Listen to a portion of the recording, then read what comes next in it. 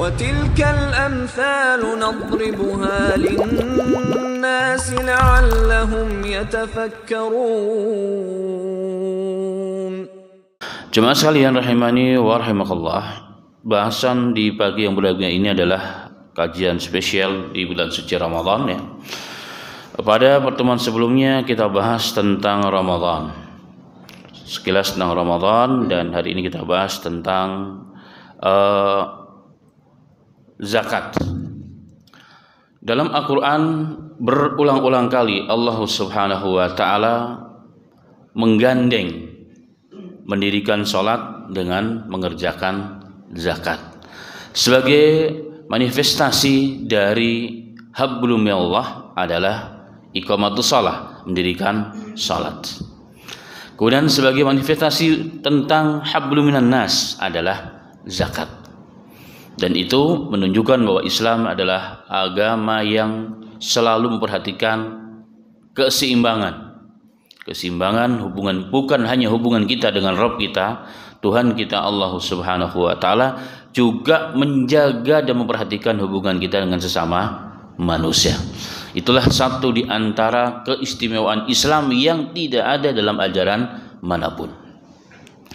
Jemaah sekalian rahimani wa rahimakallah, salat dan zakat dua hal yang digandeng dalam banyak ayat, dan keduanya merupakan dua rukun dari rukun-rukun Islam. Dan ini menunjukkan bahwa zakat dan salat mempunyai kedudukan, eksistensinya dalam Islam adalah sangat tinggi di sisi Islam, di sisi Allah Subhanahu wa ta'ala. Dua-duanya tidak bisa dipisah. Tanda orang beriman iqamatus shalah wa ikhrajiz zakat. Itu adalah dua hal yang tidak bisa dipisahkan antara satu dengan yang lainnya. Salat kita perbaiki, dan itu satu kewajiban, karena berapa banyak sampai hari ini ada orang-orang yang salat hanya karena ritual, karena keturunan dan kebiasaan, sehingga ibadahnya tidak bernilai apa-apa. Sehingga dikatakan bahwa ibadatu juhali kal adah.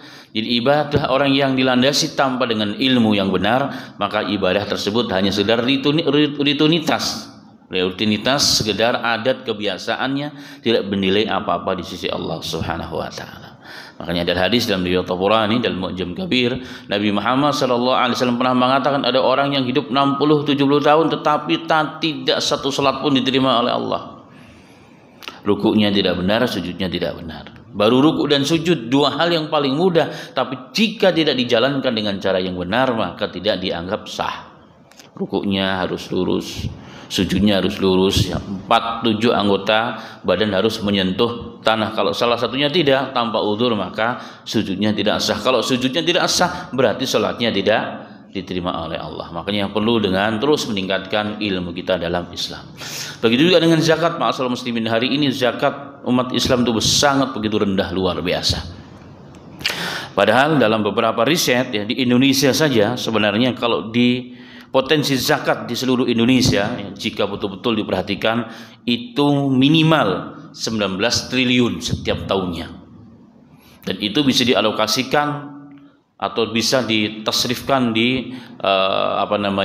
diberikan kepada sesuai dengan aturan agama, dan itu bagian nyata dari pemerataan ekonomi sebenarnya.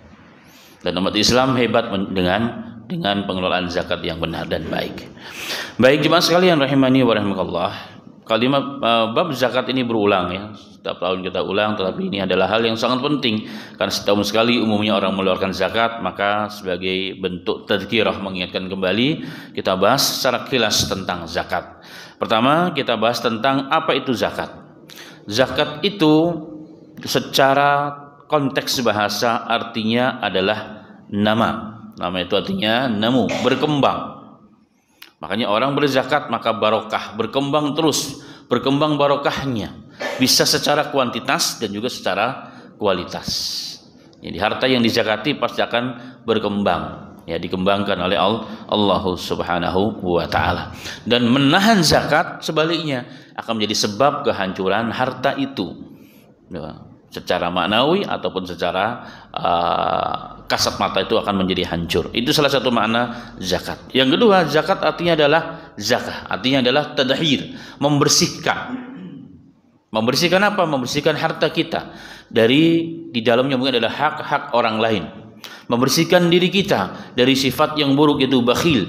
Kita merasa bahwa harta itu saya usahakan. Lupa bahwa harta itu datang dari Allah Subhanahu wa taala. Maka dengan berzakat kita membersihkan harta kita dari hak-hak yang mungkin ada hak orang lain yang belum sempat kita keluarkan. Sehingga ulama mengatakan dari sisi ini zakat itu ibarat begini. Kalau harta tidak dizakati, kita beli ayam ke pasar. Beli ayam ke pasar, kita ambil ayam, kita bawa pulang. Sampai di rumah nggak dipotong, nggak dibuang kotorannya, dan beli langsung kita goreng, kita masak. Apa yang terjadi kira-kira jemaah sekalian? Apakah ayam itu bisa menjadi makanan yang layak untuk dipakai? Tidak. Begitu kurang lebihnya harta kalau tidak dizakati. Masih banyak kotoran hak orang lain. Itu zakat yang kita pastikan, zakat yang kita ambil, yang kita jalankan dengan cara yang benar. Muncullah kemudian pertanyaan, kalau harta haram ada zakatnya nggak sih? Kalau harta yang anggaplah harta korupsi begitu, apakah bila dizakati boleh disedekahkan? Hari ini ada istilah buang uang, membersihkan uang haram. Kalau benda haram itu nggak ada zakatnya, karena dari awalnya sudah haram. Jadi zakat yang dizakat itu adalah harta yang kita memang kita pastikan itu halal, cara mendapatkannya dan sumbernya itu halal. Di dalam kehalalan itu ada hak-hak orang yang harus kita keluarkan. Kalau dari awalnya sudah haram, nggak ada zakatnya dan tidak ada gunanya. Ya, tidak ada gunanya. Mau seberapapun kita zakati uang haram, maka tidak ada gunanya. Kenapa? Uang haram kan hakikatnya bukan uang kita. Sedangkan salah satu syarat zakat itu adalah milik harta kita. Ini milik siapa? Yang ada adalah kita kembalikan kepada yang berhak. Ya, kepada yang berhak, ya. Dengan niat mungkin maka ulama mengatakan kalau kita mendapatkan uang haram apapun sebabnya, intinya uang haram bukan hak kita. Itu bukan hak kita. Kalau harus kita kembalikan. Kalau tidak ada orangnya, maka kita kembalikan kepada ahli warisnya. Kalau tidak ada, minimal kita sedekahkan bukan atas nama kita, tapi atas nama orang yang memiliki harta tersebut. Itu yang dimaksud menyedekahkan uang haram itu, mengembalikannya. Kalau tidak ada ahli warisnya, maka disedekahkan atas nama orang yang punya harta, dan kita tidak dapat apa-apa. Bahkan sebagian ulama, Imam Ahmad bin Hanbal, aku masih takut kita pun masih dapat dosa. Kenapa dapat dosa? Walaupun kita sudah mensedekahkan atas nama orang yang punya, karena perbuatan kita mengambil hak yang bukan milik kita dengan cara yang tidak benar, tetap berdosa di sisi Allah Subhanahu wa taala. Jadi zakat itu berarti apa? Membersihkan harta kita yang sah, harta kita yang kita ambil atau yang bersumber dari harta yang halal, bukan yang haram. Makanya Rasulullah mengatakan tidak ada sedekah dengan gulul, dengan pengkhianatan, itu tidak ada. Dan mengambil hak yang bukan haknya adalah pengkhianatan, maka tidak diterima oleh Allah Subhanahu wa taala. Baik. Jemaah sekalian rahimani wa rahimakallah. Nah, zakat itu terbagi kepada dua hal umumnya. Pertama, zakat mal. Zakat harta kita itu banyak pembagiannya. Yang kedua, yang umum yang kita akan biasanya dilakukan setiap tahun adalah zakat fitr. Ya, zakat fitr, ya. Orang katakan zakat fitr atau zakat fitrah. Nah, zakat fitrah, kita bicara tentang zakat fitrah adalah kewajiban mengeluarkan zakat, ya. Satu sok makanan pokok atau 4 mud, satu 4 mud, kurang lebihnya kalau dikilokan dalam bentuk beras 2,5 kilo lah kurang lebihnya, ya. 2,5 kilo itu wajib dikeluarkan oleh setiap muslim dan muslimah. Setiap muslim dan muslimah, merdeka ataupun budak, tua ataupun besar, laki ataupun perempuan, wajib dikeluarkan di penghujung Ramadan dan wajib dikeluarkan sebelum pelaksanaan sholat Idul Fitri. Itu hukumnya wajib. Tapi sebelum itu disunahkan, sangat dianjurkan. Boleh mengeluarkan 1, 2 hari, 3 hari, bahkan ada yang mengatakan pertengahan, bahkan sampai di awal Ramadan. Ada sebagian membolehkan, sebagian ulama. Tetapi umumnya adalah biasanya di penghujung Ramadan kita keluarkan zakat. Jadi 1 sok atau 4 mud. Kalau dikilokan 2,5 kilogram itu wajib. Bahkan bayi yang dilahirkan sebelum pelaksanaan sholat Id itu juga wajib untuk dikeluarkan, dan itu hadis-hadisnya dari Nabi Muhammad SAW sangatlah cukup banyak. Di antaranya adalah Nabi Muhammad SAW pernah mengatakan bahwa zakat fitrah ini wajib dikeluarkan oleh muslim dan muslimah, laki-laki, perempuan, merdeka, dan budak. Jadi dari makanan pokok yang dia punya sebelum pelaksanaan sholat Idul Fitri itu wajib. Jemaah sekalian rahimani wa rahimakumullah.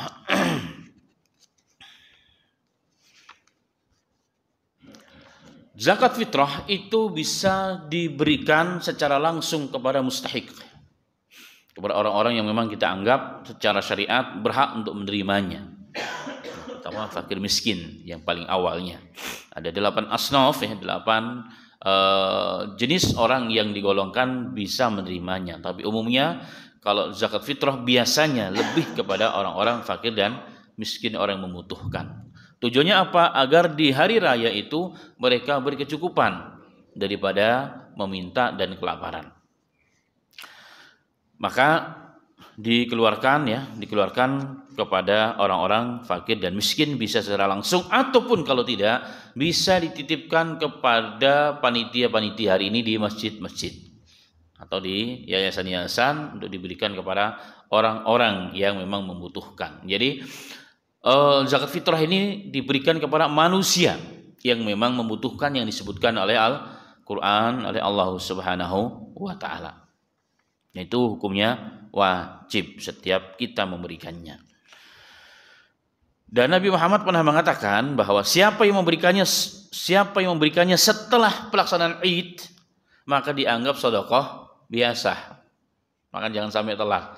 Yang biasanya selalunya di masjid-masjid, alhamdulillah selalu diingatkan. Yang belum ya di grup-grup dikeluarkan sebelum. Kalau biasanya kalau udah, apalagi nanti kalau pada mudik biasanya lupa. Karena Idul Fitri ada sebagian di jalan lupa mengeluarkan zakat. Makanya dimanapun yang bisa dikeluarkan. Siapa yang wajib mengeluarkan? Orang yang punya kemampuan pada hari itu melebihi kebutuhannya dalam sehari itu, 24 jam di malam hari dan hari raya Idul Fitri.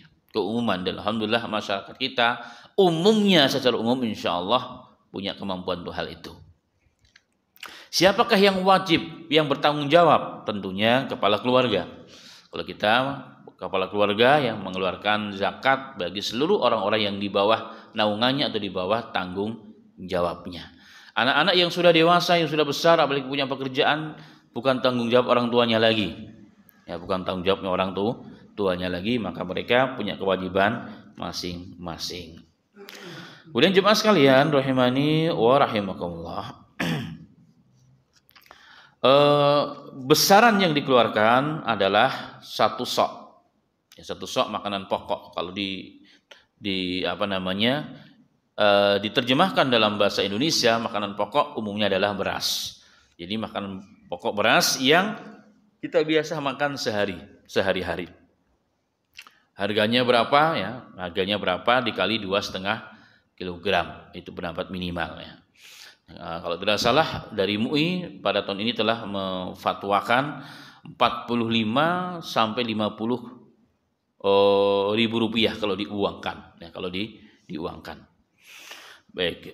Boleh beberapa orang memberikan kepada 1 orang, itu diperbolehkan. Jadi 1 orang miskin menerima dari banyak orang-orang yang muzakkinya itu diperbolehkan, tidak ada masalah. Tapi biasanya kalau melalui panitia-panitia, dari panitia biasanya sudah ada tempat-tempat khusus untuk para mustahik sehingga bisa dibagi rata,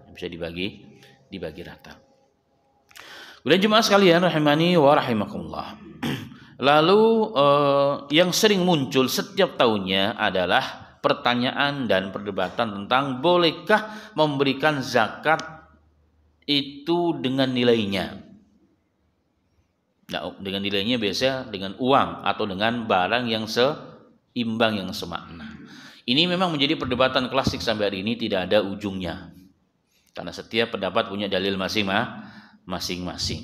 Tetapi memang ya, yang sebagian besar ulama mengatakan yang paling afdal dan utama memang langsung makanan pokok, karena itu bisa langsung dirasakan oleh para mustahik. Tapi jika kondisinya tidak memungkinkan, maka boleh dengan nilainya, dan ini sudah dilakukan dari zaman sahabat Nabi Muhammad Shallallahu Alaihi Wasallam, termasuk di zaman Umar, zaman Muawiyah, mereka telah mengeluarkan zakat dengan nilainya, itu juga diperbolehkan. Madzhab Hanafi juga demikian, membolehkan. Dan memang al-ma'mul, keumuman di seluruh dunia hampir memang kebanyakan orang mau simple, jadi mengeluarkan dalam bentuk nilainya. Itu dengan bentuk nilainya, dan itu menjadi pendapat dari sebagian besar kaum muslimin, ya, dan dari dahulu sampai hari ini. Artinya itu hal yang tidak ada di permasalahan, silahkan. Maka biasanya panitia-panitia di masjid mempersilahkan, mau dengan uang fadhol silahkan, mau dengan beras juga dipersilahkan, yang penting sesuai dengan nilai atau dengan kadar makanan pokok beras yang kita makan setiap hari. Kalau makan harganya 10.000, tapi kalau makannya yang harga 25.000, jangan keluarkan yang 10.000. Ya 2,5 kilo, ya kan, berarti kalau 10.000 kan berarti 25.000. Nah, itu tinggal dikali 2,5 kilo saja. Jemaah sekalian rahimani wa rahimakallah, ini terkait dengan zakat fitrah atau zakat fitr, ya, zakat fitr ataupun zakat fitr. Dan salah satu hikmahnya kenapa kita diperintahkan oleh Nabi Muhammad Shallallahu Alaihi Wasallam untuk mengeluarkan zakat fitr satu sok. Satu sok itu takmud, ya, dalam takaran Islam sama dengan 2,5 kilogram. Dikeluarkan di akhir Ramadan sebelum Idul Fitri. Itu hukumnya wajib, sekali lagi hukumnya wajib. Dan dalam beberapa riwayat salah satu hikmah mengeluarkan zakat itu adalah apa? Untuk menyempurnakan puasa kita. Kalau puasa kita masih banyak hal-hal kebocoran pahala, sehingga ditutup dengan zakat fitrah, ya, dengan zakat fitrah kita. Kemudian jemaah sekalian rahimani wa rahimakallah, yang kemudian banyak terlupakan oleh kaum muslimin bil khusus di tanah air kita adalah jenis zakat yang kedua, yakni zakat harta atau disebut dengan zakat mal. Nah, zakat mal secara umum itu harus memenuhi 2 syarat.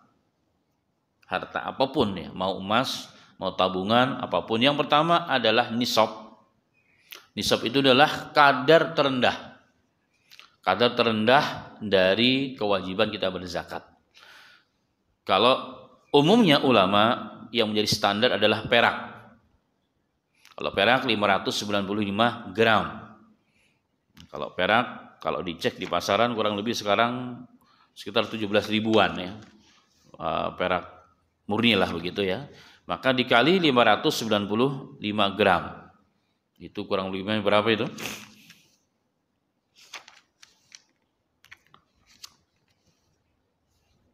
Mungkin para pedagang ahli matematika, 595 kali sekitar 17-an ribu.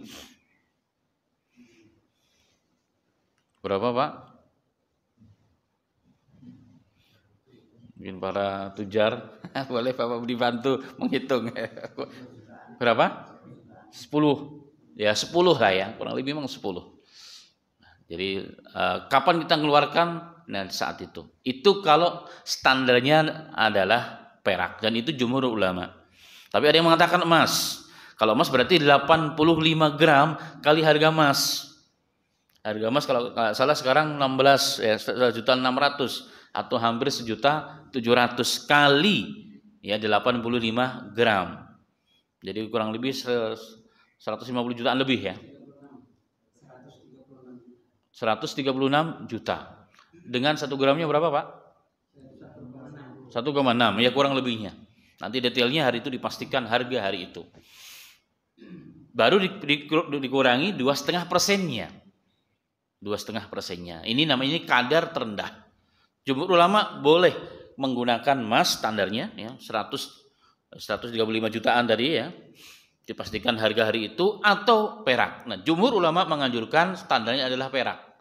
Maksudnya begini, siapapun orang punya harta, ya, punya harta bentuknya apapun, kalau di total nilainya sebegitu, maka wajib mengeluarkan zakat 2,5%-nya. Itu kadar terendah, namanya nisab bahasa Arabnya.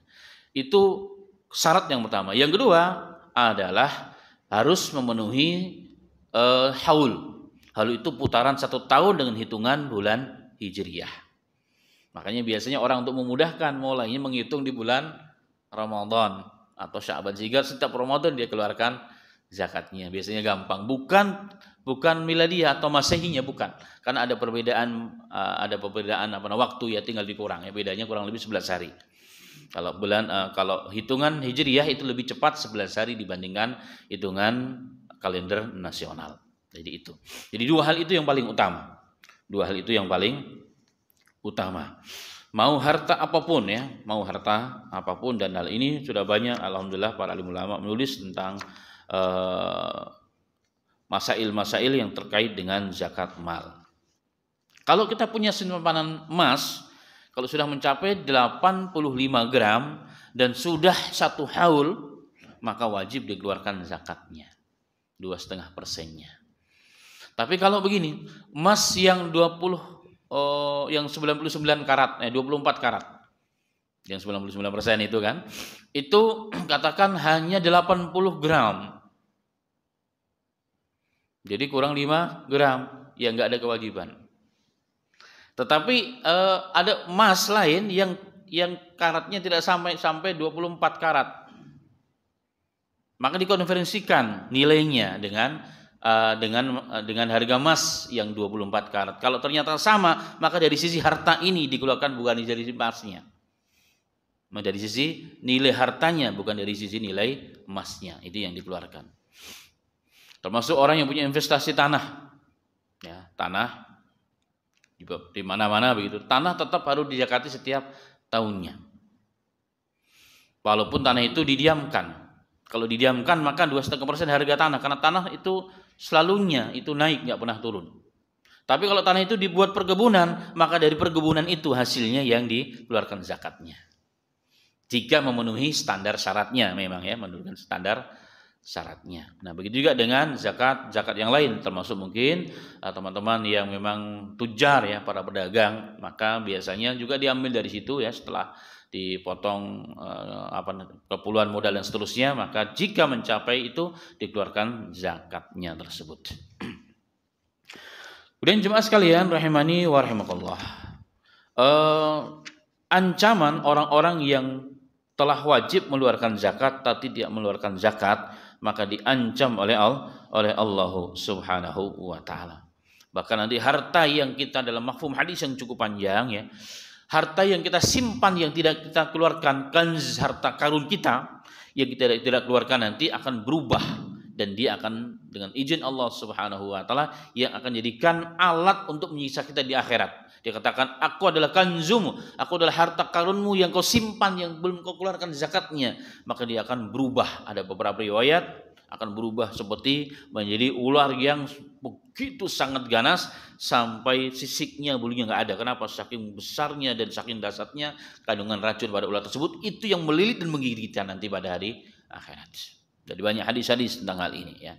Tentang hal ini ancaman dari Allah Subhanahu wa taala. Kenapa? Sekali lagi hikmahnya, pada setiap harta yang kita punya ada titipan orang lain. Mungkin ada hak-hak orang lain yang wajib kita berbagi dan kita keluarkan zakat tersebut. Jemaah sekalian rahimani wa rahimakumullah. Di sini makanya zakat mal terbagi pada zakat dari harta, uang. Zakat emas dan perak ya, kemudian zakat tijarah, kemudian ada zakat zakat perdagangan, pertanian dan lain sebagainya. Tetapi semua itu harus memiliki kriteria 2 yang paling penting.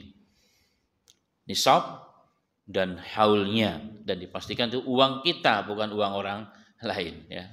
Uang kita dan bukan orang lain. Jadi kepemilikannya jelas milik kita bukan orang lain, itu yang wajib untuk dikeluarkan.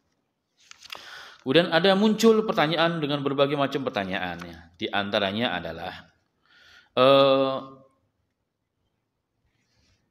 ada orang yang punya hutang, kan orang gorimin itu kan orang-orang yang justru mustahik. Kan dalam pembagian zakat atau pentasrifan zakat kepada para mustahik itu ada 8 asnaf. Ada 8 jenis manusia. Salah satunya adalah al-gharimin, orang yang terlilit hutang. Orang terlihat ada orang yang mustahik. Tapi masalahnya sekarang orang yang punya hutang itu hutangnya dia punya hutang banyak, tapi dia juga punya harta alias masih kaya. Jadi gimana ini? Dia utang 1 miliar, 2 miliar, tapi dia hartanya masih banyak. Berarti hutangnya bukan untuk keperluan hari-hari, tapi untuk pengembangan usaha. Orang begini tidak wajib dan tidak boleh menerima zakat. Tapi yang dimaksud adalah orang-orang yang terlilit hutang ya, terutama untuk keperluan hidupnya, karena memang sangat memerlukan, maka orang-orang begini yang diberikan zakat. Lalu harta yang kita pinjamkan ke orang lain, bolehkah kita ganti dan kita rubah menjadi zakat kita? Itu juga menjadi pertanyaan perdebatan para ulama. Contohnya, si A meminjamkan uang kepada si B. Udah setahun nih, kok belum kunjung dibayar karena kondisi. Maka si A bilang, ya sudah, zakat hutangmu saya bebaskan, anggap itu sebagai zakat dari aku. Ini ulama berbeda pendapat, ada 2 hal. Ada yang katakan boleh. Boleh. Kan intinya mengeluarkan, tapi harus disampaikan dan jelas hitungannya. Enggak boleh dikurangi. Yang kedua mengatakan jangan. Jangan. Apalagi kalau memang zakat itu diniatkan dari orang yang kita lihat nggak bisa bayar, ya udah anggap aja sebagai zakat aja lah. Padahal zakat itu kan dari uang yang kita punya kita keluarkan. Tapi kalau orang sudah kita lepas itu uang, orang nggak bisa bayar, kita jadi zakat, maka masuk zakat tidak tercapai. Karena zakat itu milik kita, harta yang kita pegang, yang kita kuasai, kita keluarkan, bukan yang dimiliki orang lain yang nggak bisa kembali diniatkan zakat. Jika tujuan zakat tidak tercapai. Nah ini pendapat yang kedua, itu pendapat yang kebanyakan ulama mengambil hal tersebut. Ini juga suatu permasalahan yang dibahas dalam salah satu fikih zakat. Jemaah sekalian rahimani wa rahimakallah. Sekali lagi dalam mukadimah tadi saya sampaikan, zakat yang dikelola dengan cara yang baik itu yang kemudian menjadikan umat Islam dari dahulu ya menjadi umat Islam yang hebat. Ya, bukan hanya agamanya, hebat dalam sisi pemerataan ekonominya jelas dengan bab zakat tersebut. Termasuk zakat pertanian, ya, zakat hewan, itu semua dibahas dengan detail ya dalam Islam. Kemudian jemaah sekalian rahimani wa rahimakallah. Jadi orang-orang yang berhak menerima zakat ya dalam Al-Qur'an surah At-Taubah, innamas shadaqatu lil fuqara. Sesungguhnya sedekah zakat orang yang berhak menerima zakat namanya mustahik. Yang pertama adalah fuqara, orang fakir, dan yang kedua adalah masakin dan orang yang miskin. Apa perbedaan fuqara atau fakir dan miskin? Kalau jumhur ulama, fakir itu adalah orang yang sama sekali tidak punya pekerjaan, nggak punya apa-apa. Jadi untuk menghidup dirinya nggak bisa. Itu yang pertama, itu namanya fakir. Kalau miskin, orang punya rumah, orang punya pekerjaan, tetapi untuk kebutuhan hari-hari tidak mencukupi. Ini kategorinya miskin. Makanya dalam surah Al-Kahfi ketika Nabi Musa sedang berlayar dengan Khidir alaihi salatu wassalam menjumpai kapal orang miskin yang mau dirampok oleh penjahat, maka oleh Khidir alaihi salatu wassalam dilobangi itu kapal orang miskin tersebut. Nah, di sini catatannya adalah dia miskin tapi punya kapal. Orang miskin tapi punya kapal, artinya orang miskin itu adalah orang yang punya pekerjaan, punya tempat tinggal, tetapi untuk kebutuhan hari-hari tidak tercukupi. Nah, orang begini masih dikategorikan orang-orang yang mustahik untuk menerima zakat. Kemudian wal amilina 'alaiha. Wal amilin adalah orang yang memang terjemahnya yang gampang panitia. Tapi panitia zakat dengan amil itu berbeda jemaah sebenarnya. Kalau amil zakat itu sesungguhnya adalah di zaman Nabi Muhammad itu mendatangi orang-orang yang memang wajib muzaki. Nah, amil hari ini menerima menunggu di masjid. Tapi kalau amil sebenarnya mereka mendatangi menghitung harta orang dia bawa, itu namanya amil. Nah, orang begini dia mempunyai hak untuk menerima bagian dari zakat itu sendiri. Kalau tidak mau menerima juga nggak ada masalah. Yang berikutnya adalah wal mu'allafati qulub. Orang-orang yang mu'allaf itu perlu dibantu. Kemudian orang-orang wa fir riqab. Nah, orang-orang yang dalam perjanjian seorang budak yang ingin melepaskan dirinya dari perbudakan, dia harus bayar. Nah, orang begini boleh dibantu. Kalau sekarang ini hampir sudah tidak ada. wal gharimina, dan orang-orang yang terlilit utang yang tadi sudah disampaikan. Wa fi sabilillah, orang sedang berjuang di jalan Allah, menegakkan kalimat Allah. Mereka kaya di rumahnya, tapi ketika mereka berjuang di jalan Allah, mereka wajib untuk dibantu dan dengan menerima zakat. Wa ibnis sabil, orang ibnu sabil. Orang sabil terjemah umum adalah orang dalam safar. Tak boleh diterjemahkan oleh fuqaha lebih luas lagi. Siapapun yang sedang dalam perjalanan, termasuk para thalibul ilm, mereka dapat dua, fi sabilillah, ibnu sabil, dan juga fakir dan fuqara. Ini adalah orang-orang yang wajib menerima zakat. Kemudian ada orang-orang yang tidak boleh. Ada orang-orang yang tidak boleh menerima zakat. Hukumnya haram, ya. Hukumnya haram menerima zakat, dan mereka sama sekali bukan mustahik, ya, bukan mustahik. Yang pertama adalah orang yang kaya, sudah jelas, ya. Orang kaya tidak boleh menerima zakat. Orang yang kaya. Kemudian orang-orang yang mampu berusaha kuat, ya, dalam arti mereka punya kemampuan untuk itu, ya, mereka tidak berhak untuk menerima zakat. Non muslim. Jadi zakat mal, zakat fitrah tidak boleh diberikan kepada non muslim, berbeda dengan hukum hewan daging korban. Itu diperbolehkan. Tapi kalau zakat itu sudah ada ketentuannya dalam Al-Qur'an. Itu hak bagi orang-orang yang disebutkan dalam Al-Qur'an. Ini mungkin catatan juga bagi para panitia. Kemudian jemaah sekalian rahimani wa rahimakallah.